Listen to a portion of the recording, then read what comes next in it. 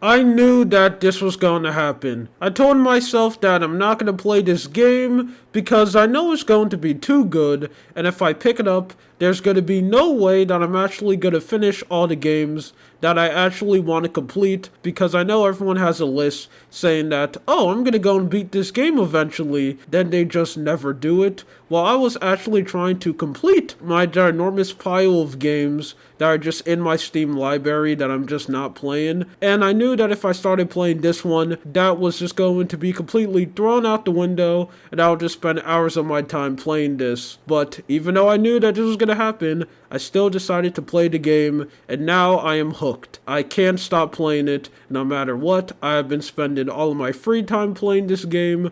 Please help me. And the game that I'm talking about is Debt Must Die. Now, I'm not gonna lie, I'm really good at predicting if a game is going to be good or not. That is mainly because I've been playing video games for a really long time, and I think everyone who has been doing that should be really good at this.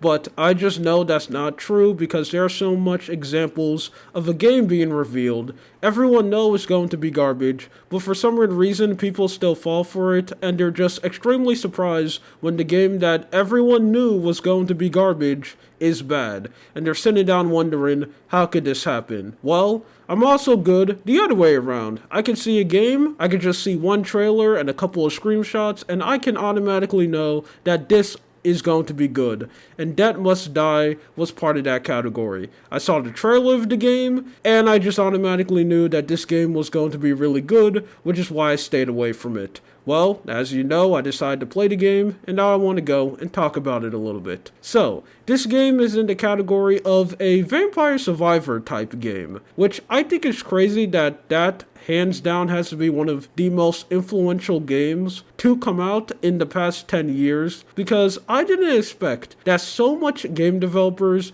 was going to be inspired by that game and just try to one, copy it or just make a game in the same style. But most of the time when a game is in that Vampire Survivor category, it has a high chance to be extremely bad, mainly because most of them are just cash grabs or just a developer soullessly trying to copy that style of gameplay, and they don't really do anything to change the formula, so they just make a worse version of Vampire Survivors. But good games that are in this category, something like Hololive Cure, takes what Vampire Survivor did, completely change it, and gives it its own brand new unique touch, which makes the game really great. Debt Must Die is in that category, where they take the gameplay formula of Vampire Survivors, completely change it, and make it something really unique. And they do that in two ways. One is with their god system. Basically, instead of having a generic level up system, they kind of just take the system that you have from Hades,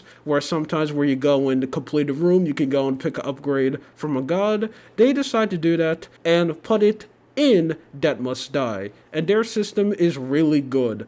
A lot of the gods' upgrades feel extremely powerful, and there's not really one that feels really weak and just completely useless. All of them feel really good, and this game is very great at build matching and mixing up all of their powers. All of them match really well with each other, and I've been spending a lot of times just doing runs and trying to make the most perfect build to just absolutely destroy all the enemies around me. The two combinations that I usually try to go with is with the Goddess of Fire and then the Lightning God. I don't know their names, I don't care enough to remember them, but combining both of their skills together, you can just make an absolutely crazy build where you're just decimating thousands of enemies, meteors are falling through the sky. It's a really good system, and I didn't expect something like that to match so well in a Vampire Survivor type game. They truly just blew it out of the water with what they were able to do with the god system. And another change that they decided to make, which hands down has to be one of the most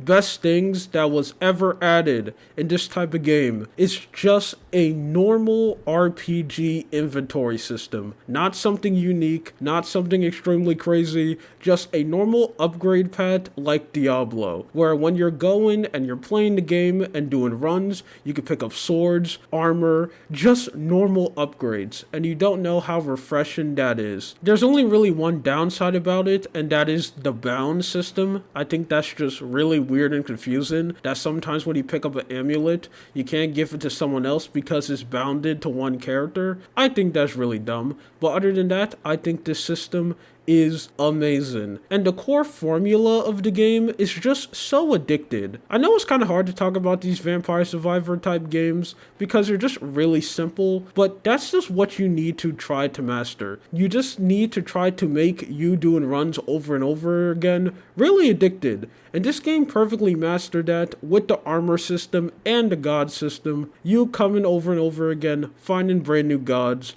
min-maxing your person, and finding the best armor combinations so you can just become this ultimate killing machine and you're just completing your runs. And that also helps because a lot of the characters are actually a lot of fun. Yeah, this is probably the only game that I end up playing in this category where I enjoy every single character. There'll usually be one character that I dislike, but not in this one. I think all of them are really good, they're well designed, and all of them has real good upgrades. Currently right now I have been maining just the generic knight guy that you play. I have just been playing him, and I'm trying to min-max and master him so he can become the strongest that he could ever be, and become a real hero and a nice champion. But all the characters in this game are a lot of fun. Another reason why this game is so good is that it's able to take the satisfaction you get from leveling up in a game like Destiny or Diablo extremely quickly,